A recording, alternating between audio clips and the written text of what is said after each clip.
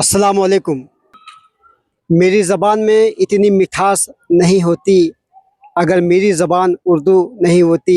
गालिब कहूँ या इक़बाल की जाँ कहूँ तुझे, है उर्दू ज़बान तू ही बता क्या क्या कहूँ तुझे।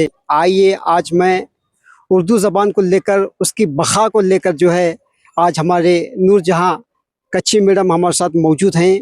उनसे पूछेंगे कि उर्दू ज़बान की अहमियत के बारे में और इसके रिलेटेड वो क्या कहना चाहते हैं। और उर्दू को लेकर इन्होंने जो है एक बेंगलुरु चलो की एक जो आवाज़ उठाई रही है, उसके लिए हम उसकी तफसीलात पूछेंगे ये अवाम उन्नास को। और उर्दू के लिए और उर्दू के जितने भी तालिब इल्म हैं उनके लिए क्या पैगाम देना चाहते हैं, उन्हें क्या बोलना चाहते हैं, इन्हीं की ज़बानी सुनेंगे। मेरा नाम नूरजहाँ कच्ची है और मैं हुबली से ताल्लुक़ रखती हूँ।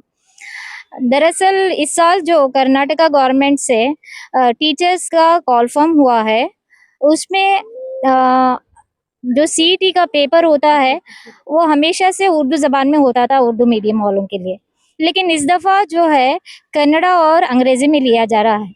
तो ये उर्दू तालिबात के लिए बहुत ही उनके साथ क्या है, ज़्यादती है, नाइंसाफ़ी है।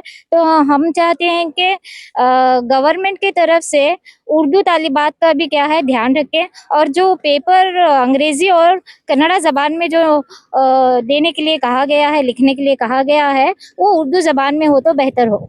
आप जो है अभी बेंगलुरु चलो का जो आपकी एक आवाज़ जो है उर्दू के लिए, आप उनके लिए क्या कहेंगे इस मौके पर?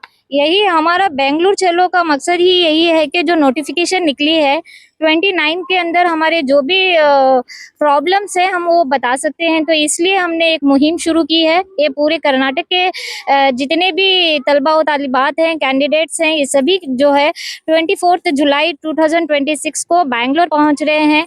तो मैं तमाम जो उर्दू के कैंडिडेट्स हैं, जो प्राइवेट टीचर्स हैं, जो तलबा व तालिबात हैं, मैं उन तमाम से गुजारिश करती हूँ कि वो वहाँ पर पहुँचे और अपनी आवाज़ उठाएं, क्योंकि सिर्फ मसला सिर्फ उर्दू ज़बान का ही नहीं है, बल्कि उर्दू जो ये है एज लिमिट है टीचर्स की, वो भी बहुत कम है। चूँकि सीईटी, एचएसटीआर, पीएसटी और जीपीएसटीआर जो है वो कई सालों में अक्सर रेगुलर तो वो बुलाया नहीं जाता, 3-4 साल के बाद ऐसे। सीईटी तो कई सालों बाद ही क्या है, अभी तक तो बुलाया नहीं गया है, अब बुलाने के क्या है इम्कानात हैं।